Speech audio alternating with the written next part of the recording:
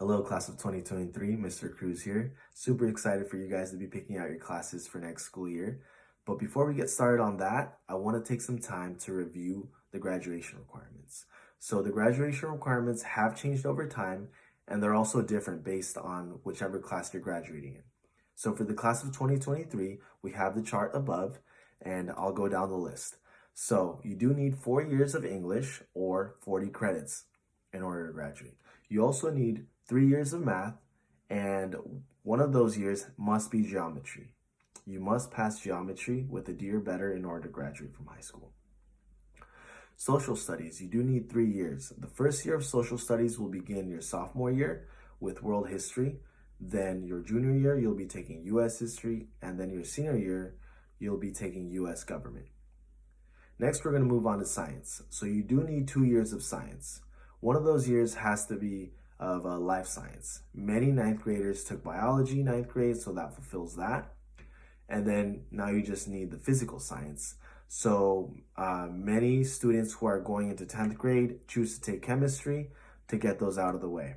Up to you when you want to complete it though. You also need to complete 2 years of a world language. But there's an exception for this. If you take 1 year of a CTE course, that can satisfy for one of those years. So a CTE course would be, for example, it'd be culinary, criminal justice. We also have engineering. We have a couple more classes, but 1 year of a CTE course can satisfy that one of those years for world language. We also have a VAPA requirement. So this is a visual performing arts. It's 1 year of that.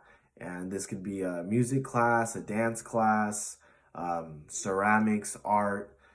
But we also have the same rule for a VAPA class. If you take 1 year of a CTE, so 10 credits, that can fulfill the VAPA requirement. Next, we also have physical education. So many ninth graders took year 1 of PE, and then it's up to you when you want to complete that second year. You can do it your sophomore year, you can wait a little while, or you could just do it your senior year.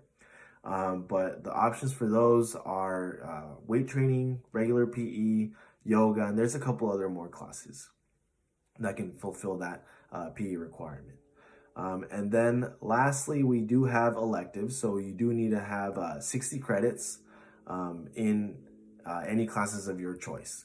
So this could be a class that you take for fun. It could be another science class, art class, music, whatever it is maybe you're interested in, you can take a course as an elective.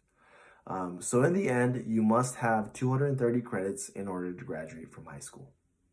The way you get those credits is by getting an A, B, a C, or a D in that class.